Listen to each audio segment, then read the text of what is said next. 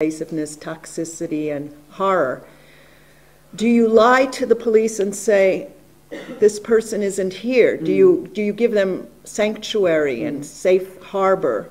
Or do you stick to the truth and say, here's the person, come out of the bathroom now, because I'm telling the truth?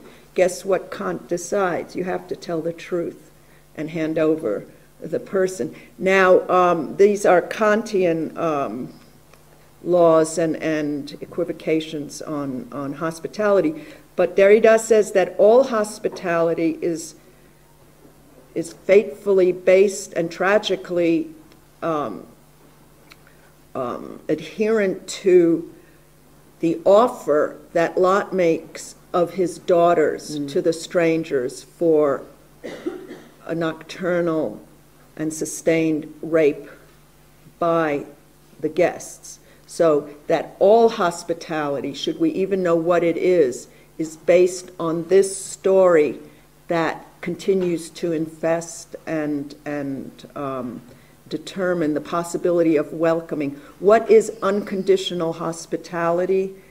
Well, in terms of something that's been inserted in our memory bank as an account that we do or don't look at and that does or doesn't accrue interest, it's this offering of the women of the house to the stranger. Mm-hmm. So Derrida says, what do you do with that? Is there a hospitality that doesn't imply that, let me offer my wife, my daughters, the little girls of the planet? Mm. You know, so there's always in every gesture and syntax of hospitality that kind of violence against women. So this is something that, and of course, who loves Levinas more than I, but I don't think he would go in that direction. His legendary, let's say, non-feminist positions wouldn't permit that kind of reinscription of a violent opening. And since we do have the question of whom you allow into your house and the household of authority and Heidegger, first let me ask you, how are you doing? Are we all okay? Do we have energy? Do you want to breathe or jump up and down? Are you okay for a continuation? Hmm? Yeah. Do you need air? As Nietzsche gasped for air up here. Air. That's what I say when I go home to prison. Do we want to look at what do you want to do? I'll tell you what I think.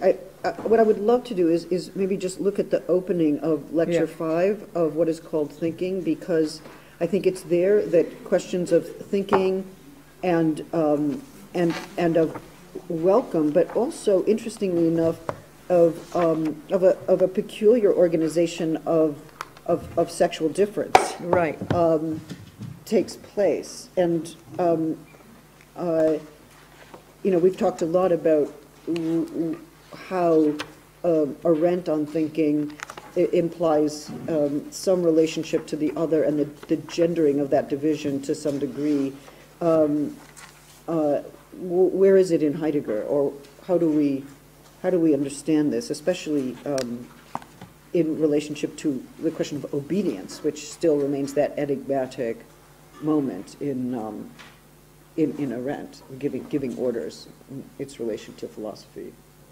And again, when I was invited to give a lecture among the Heideggerian big guns, and I began to talk about the mother in Heidegger, I was practically thrown off the podium and told there is no mother in Heidegger. What kind of nonsense am I babbling?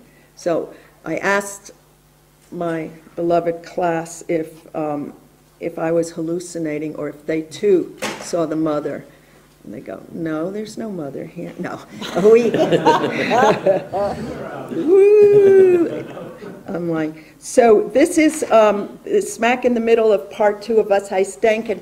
I think we want part one. I think we want to gather around this because there are some traces of what this is clearly what Hannah was being fed on and what she's perhaps averting her gaze to. And now I'm starting to understand, thanks to Larry Rickels' intervention, that there are different modalities, perhaps, of forgetting, as she calls for remembrance as an essential part of thinking. Is she enacting a forgetting which may assure the continuance of the necessary cleavage? Is this her way of preserving the good object, actually, by turning away from Heidegger's call for thinking and call to thinking? My guess here is, because if you've read this text, both of them, bifocally, you'll note that there's a moment where she says, because one of the wounds, I think, is that the intellectuals can fuck up so badly. And she keeps on returning to that they too can create crimes and perform crimes, and they're criminal. And then she says, those who read Hölderlin, I mean, they have read Hölderlin and they've listened to Bach. And Larry pointed out to me that not only, okay, Hölderlin for me is Heidegger on Hölderlin, in a sense, which, because she could have said, but it's okay, it's not an aberration to have said Hölderlin. She could have said Goethe or someone else, but Hölderlin is not wrong. The soldiers did have their little Hölderlin packet in there with the other suicide pills and stuff.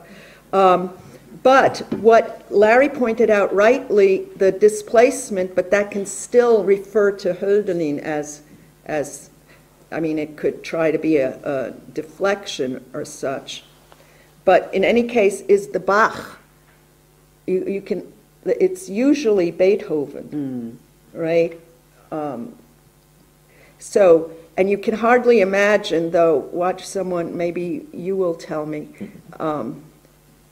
you can't imagine the Heidegger household listening to Bach for some reason. It's really too bad. Yeah, it's one of the problems.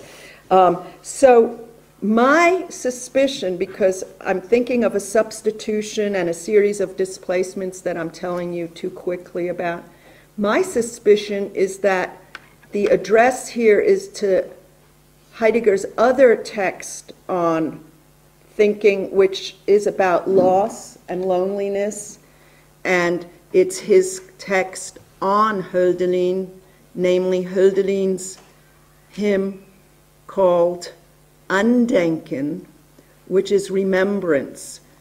And you see, when she insists on the twin relatedness of remembrance to thought, even though Was heißt denken begins with the mother of the muses, which is Mnemosyne, who is the muse of the mother of memory, and he ends with remembrance. Nonetheless, his writing on Hölderlin, Andenken, the word Andenken is the what holds together remembrance and thought. But remembrance also, obviously, of that which is lost. And if you follow Heidegger very carefully on his reading of the poet who must leave, the poet must leave the home. The poet must travel foreign zones and stay in the foreign. Remembrance is also, and here you can also imagine convoking our other masters and thinkers and friends, Derrida, remembrance, which is, and it also to Larry Rickels, hauntologies and haunting and mourning disorders in so many of your books. Remembrance, which Marx and